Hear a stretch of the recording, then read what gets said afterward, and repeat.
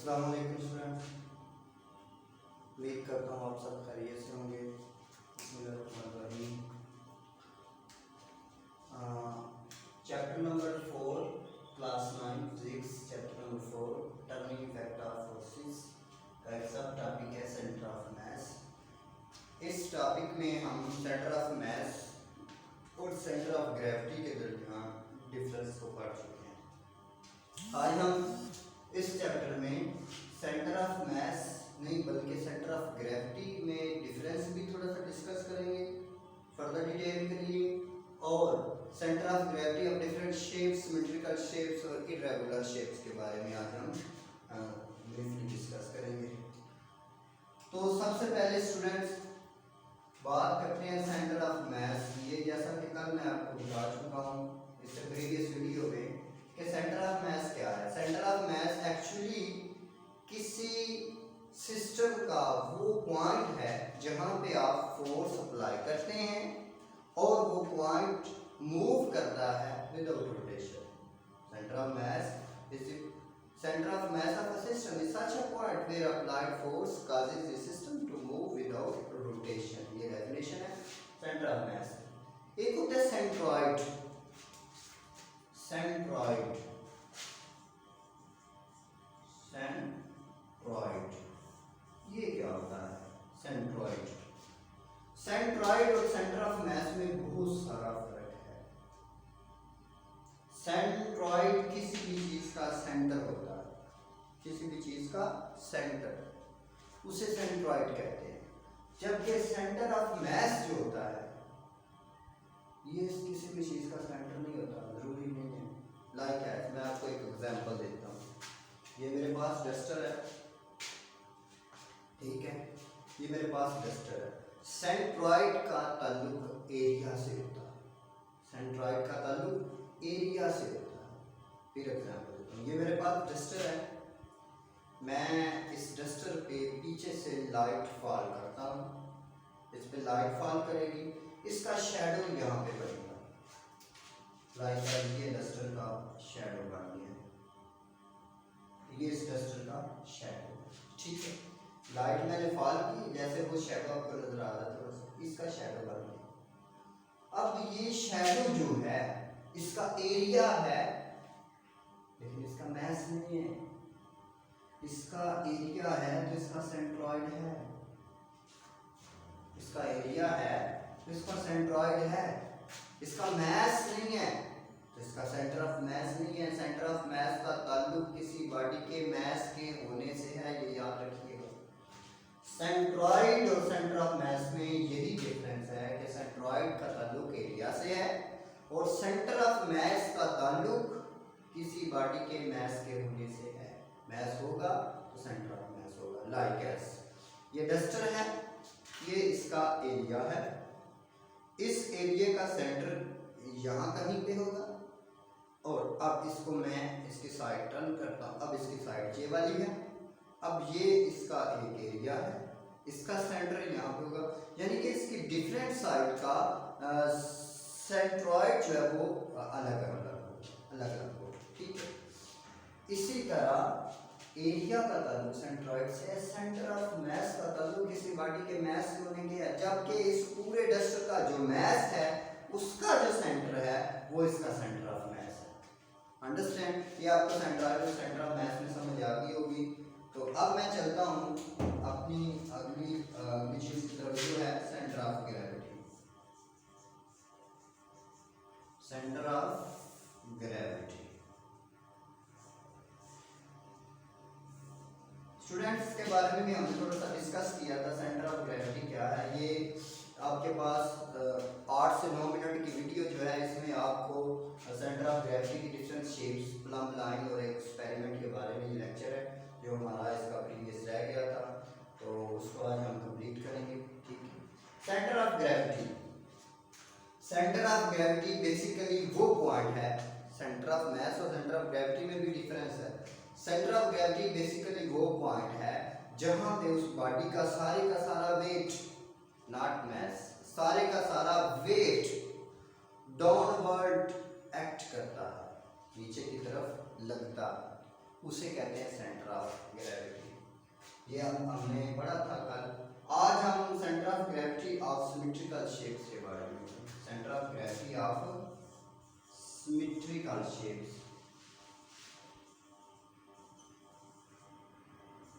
के बारे में। ठीक है students, centre of gravity of symmetrical shapes क्या है? वस्तु मैं पढ़ता हूँ centre of gravity of squares और रेक्टेंगल शीट।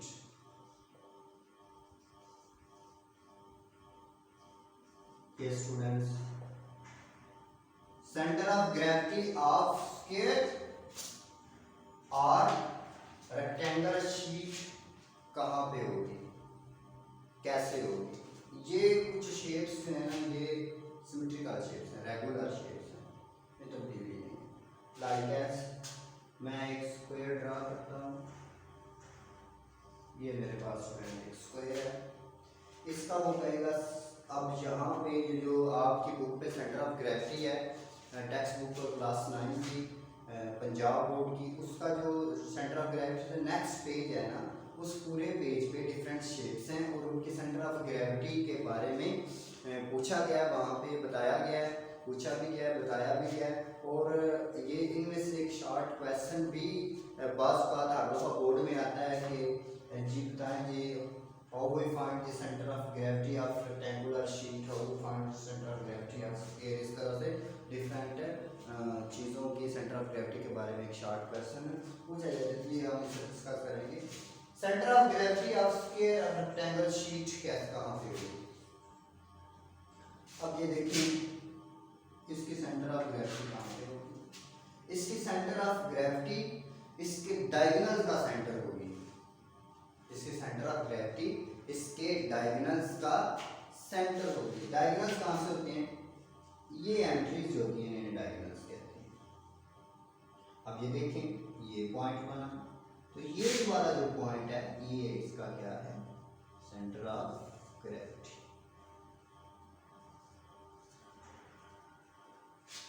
अब पूछे हो कोई find centre of gravity of square, यहाँ पे आप क्वेश्चन बना सकते हैं। आओ हुए आगे ऑफ स्क्वायर, यहाँ पे क्वेश्चन मार्क बन जाएगा। इसका आंसर बिल्कुल पहली लाइन पे लिखा हुआ है उसी पेज की। We find the center of gravity of a square sheet through their diagonals. Center of their diagonals. Center of their diagonals. Center of square of center of diagonals of square से हम क्या find कर सकते हैं? Centre of gravity. इसी तरह मेरे पास rectangle है, इसके बारे में भी वो क्वेश्चन पूछ सकता है, बताएंगे रेक्टेंगल की सेंटर ऑफ ग्रेविटी कैसे होगी। तो आप इसके भी क्या ड्रा करेंगे? डायगोनल्स। क्या ड्रा करेंगे? डायगोनल्स। ये जो सेंटर पॉइंट आएगा ये इसका अगर क्या होगा? Centre of gravity.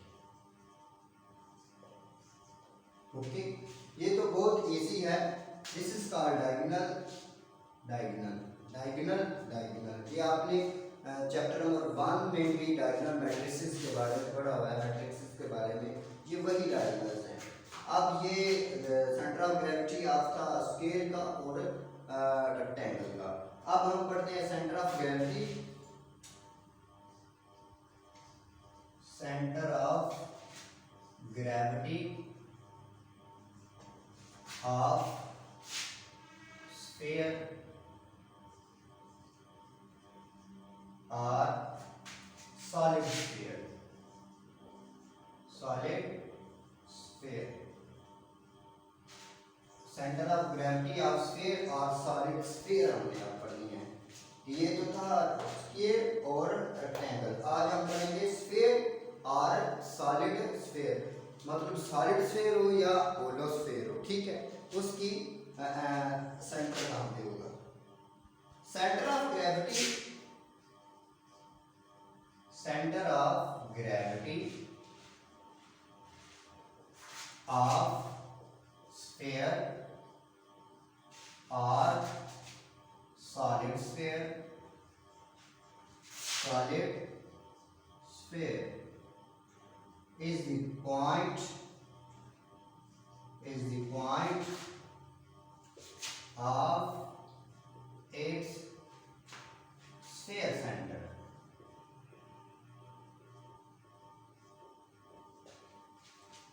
उस स्फीयर का सेंटर पॉइंट जो होगा वो उसका सेंटर ऑफ ग्रेविटी होगा। कैसे? ये देखिएगा, या मैं एक सर्कल ड्रा करता हूँ आपके सामने। ये मेरे पास एक सर्कल है, इसका वो कह रहा है कि बताएं सेंटर कहाँ पे होगा, सेंटर ऑफ ग्रेविटी सॉरी कहाँ पे होगा। ये देखें, इस स्फीयर का जो सेंटर बनेगा, आधा रेडियस, ये आपको यू नो दैट रेडियस ये फुल डायमीटर, ये रेडियस, ये भी डायमीटर, ये रेडियस, ठीक है। और इसका जो ये सेंटर है, ये क्या है? Centre of gravity, centre of gravity. ये इसका सेंटर, इसका क्या है? Centre of gravity. अब ये स्फीयर फुल भरा हुआ भी हो सकता है, ये फिल भी हो सकता है, ऐसे फिल करने से तो ये सॉलिड हो जाएगा। इसका भी सेंटर, इसका सेंटर होगा, सर्कल का जो सेंटर होगा। अब यहाँ पे आता है कि होलो सिलेंडर का सेंटर कहाँ पे होगा। ये मेरे पास एक होलो सिलेंडर है, ठीक है, इसका वो सेंटर क्या है कहाँ पे होगा। तो देखें, ये इसका स्फीयर है, ये वाला, इसको छोड़े, ये इसका स्फीयर है, ये जो सेंटर पॉइंट है ये इसका सेंटर ऑफ ग्रेविटी होगा स्फीयर का। इसका स्फीयर यहाँ पे बन रहा है, सेंटर ऑफ ग्रेविटी। ओके, अब लाइक है ये भी ऐसे ही सेंटर ऑफ ग्रेविटी, ठीक है। ये जो सिलेंडर का सेंटर ऑफ ग्रेविटी उसका स्फीयर का सेंटर होगा। इसका आंसर ये नीचे लिखा, इट्स स्फीयर सेंटर, उसका स्फीयर का सेंटर जो होगा वो उसका सेंटर ऑफ ग्रेविटी होगा। अब हम जरा इसमें बात करते हैं एक ट्रायंगुलर शीट की, उसका सेंटर कहाँ पे बनता है।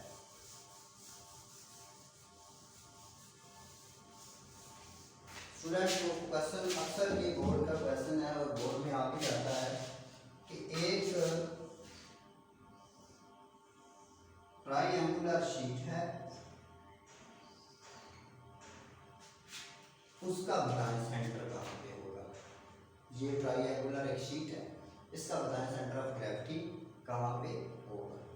तो इसमें तो चलते हैं डायगोनल्स, लेकिन इसमें डायगोनल्स नहीं चलते क्योंकि इसमें एंगल्स होते हैं।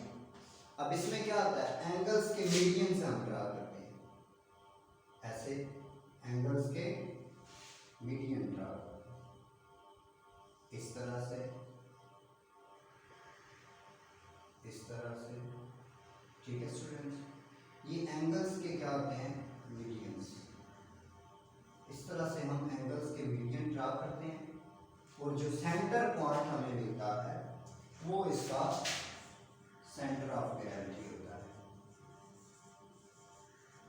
ये मैं लिख देता हूँ, वो इसका क्या होता है, सेंटर ऑफ ग्रेविटी। एंगल्स के मीडियंस जो होते हैं अल्हम्दुलिल्लाह, एंगल्स के जो मीडियन होते हैं इसका ताल्लुक डायगोनल से है, मैं फिर बता रहा हूँ, इसका ताल्लुक मीडियन से है। जो मीडियन हम ड्रा करते हैं एंगल्स के, वो जिस पॉइंट पे आपस में मिलते हैं वो पॉइंट उस शीट का सेंटर ऑफ क्या होता है, ग्रेविटी। सेंटर ऑफ क्या होता है जी, ग्रेविटी। आज हम ये सेंटर ऑफ ट्रायंगुलर शीट के बारे में हमने पढ़ते हैं। इसी पेज पे इन सब के आंसर हैं और क्वेश्चन आप भी बना सकते हैं, हाउ वी फाइंड, ठीक है, हाउ वी फाइंड, यहाँ पे फाइंड लिख दें, ठीक है। ये सारे क्वेश्चन बनेंगे। फिर अब मैं आखिरी जो है वो बात करता हूँ इर्रेगुलर शेप्स की। इर्रेगुलर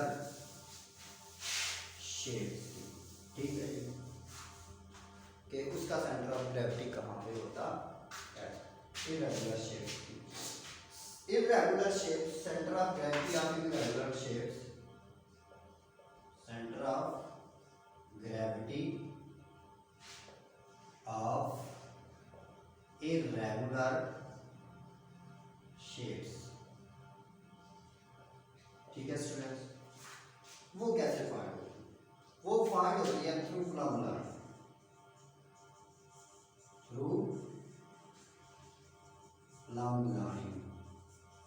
अब ये एक नई चीज है प्लम लाइन। ये क्या?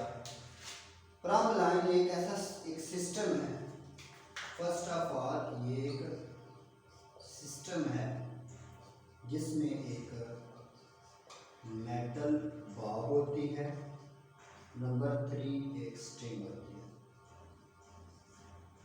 ठीक है जी। ये दो चीजों से मिलकर एक सिस्टम बनता है जिसको क्या कहते हैं? Plum line. फिर सुन लें, इर्रेगुलर शेप्स, ये तो मैंने जितनी भी ड्रा की हैं इनकी कोई डेफिनेट शेप है, ठीक है। लेकिन जो इर्रेगुलर ऐसी चीजें होती हैं लाइक पत्थर या इस तरह की और चीजें, उनका सेंटर ऑफ ग्रेविटी कैसे निकाला जाता है? वो निकालने के लिए हम एक चीज यूज करते हैं जिसको क्या कहते हैं? Plum line. और प्लम लाइन क्या है? Plum line is a consist of metal Bob with a string, ठीक है। और वो एक सिस्टम बनता है जिसको क्या कहते हैं? Plum line. बस हम कैसे फाइंड करते हैं? मेरे पास ये एक बॉडी है, ये वाली, इसका मैंने सेंटर ऑफ ग्रेविटी फाइंड करना है। तो मुझे नहीं पता इसका डायगोनल्स कहाँ से कैसे ड्रा करूँ और जो इसका सेंटर निकल आए, इसका मुझे पता नहीं है। इसका पता चलाने के लिए हम क्या यूज करते हैं? Plum line. Plum line basically ये शेप है प्लम लाइन की, स्ट्रिंग होती है, नीचे मेटल बॉब होती है, ये स्ट्रिंग है, ये मेटल बॉब है। तो ये यूं मूव करती है और इससे हमें पता चल जाता है कि सेंटर कहाँ पे बन रहा है, और ये जहाँ पे सीधी जा रही होगी वो सेंटर ऑफ ग्रेविटी होता है। अब मैं क्या करता हूँ, मैं इस बॉडी में कोई पॉइंट एक ले लेता हूँ। यहाँ पे मैंने एक पॉइंट ले लिया, एक पॉइंट मैंने यहाँ पे ले लिया, एक पॉइंट मैंने यहाँ पे ले लिया, ठीक है। ये 3 पॉइंट्स मैंने खुद ही लगा दिए। अब क्या होगा, इस पॉइंट में मैं करूँगा होल्ड करूँगा, एक होल्ड करूँगा, होल्ड करने के बाद इसमें मैं नेल लगाऊंगा। नेल कील समझते हैं? कील लगा दें, उस कील के साथ स्ट्रिंग को अटैच करें तो ये कुछ यूं नीचे जाएगी, ये मेटल बॉब जो है वो नीचे ऐसे जाएगी, ठीक है। इस कील में लगाएंगे तो ये कुछ यूं नीचे जाएगी। इसे वाज़ेह करने के लिए मैं साथ डॉटेड लाइन लगा देता हूँ ताकि मैं पता चले ये इसका सेंटर में से जा रही है, ठीक है। अब एक पॉइंट से ये नीचे जाएगी, आप इस पॉइंट पे आप ऐसे डॉटेड लाइन ड्रा कर लें इस रोप के नीचे। ये तो रोप है ना, ये तो नहीं टाइप, लेकिन इस रोप के नीचे इसको सीधा रखने के लिए इसके नीचे लाइनें आपको डॉटेड में लगाना पड़ेगा ताकि आपको इसका मार्क लगा दे, निशानी रहे आपकी, ठीक है। अब मैं क्या करता हूँ, मैं इस बॉडी को अब टर्न करता हूँ, ऐसे ऐसे टर्न करता हूँ तो ये पॉइंट ऊपर आ जाएगा कुछ यूँ। अब ये जो पॉइंट था ये यहाँ पे चला गया, ये अब ये पॉइंट था ये अब यहाँ पे आ जाएगा। जैसे ये पॉइंट यहाँ पे आएगा मैं यहाँ पे जो है वो स्ट्रिंग जो है वो क्या कर दूंगा, हैंग कर दूंगा मेटल बॉब के साथ। जैसे ही मैं इसे मेटल बॉब के साथ हैंग करूंगा ये यहाँ से गुजरेगी, ठीक। इसी तरह जैसे ही मैं नंबर 3 ये अब मैंने इस पे किया है, अब मैं जब इस पे करूंगा तो ये फिर कुछ ये ऊपर की तरफ जाएगी, ठीक है। तो ये जो पॉइंट इसका बनेगा ये होगा centre of gravity. Basically students ये एक एक्सपेरिमेंट है, इसमें ज़्यादातर क्वेश्चन पूछे जाता है व्हाट इज प्लम लाइन। तो पहला इस ब्लू बॉक्स में पहला पैराग्राफ जो है नीचे वो प्लम लाइन के बारे में लिखा हुआ है व्हाट इज प्लम लाइन, ठीक है। वहाँ पे क्वेश्चन बना लें और आगे एक्सपेरिमेंट स्टार्ट हो ये आपने मैंने आपको बता दिया है। आप 3 होल किसी भी जगह लगा लें, उसमें एक होल करें, उसमें एक नेल डालें, नेल को उसमें लगाएं और उससे आप अपनी प्लम लाइन जो है वो हैंग कर दें। ठीक है, फिर दूसरा पॉइंट लें, उसमें हैंग करके, फिर तीसरा पॉइंट लें, उसमें हैंग करके, तीनों आपस में एक क्रॉस बनाएंगे। ठीक है, वो क्रॉस जिस जगह जाके मिलेगा उसे क्या कहेंगे, सेंटर ऑफ ग्रेविटी। तो इस तरह इर्रेगुलर शेप्स की हम सेंटर ऑफ ग्रेविटी फाइंड कर सकते हैं। किसके जरिए, प्लम लाइन के जरिए। जो रेगुलर शेप्स होती हैं वो किसी के डायगोनल्स का सेंटर होता है, किसी के मीडियंस का सेंटर होता है और किसी के वैसे स्फीयर का जो सेंटर होता है वो उसका सेंटर ऑफ ग्रेविटी होता है।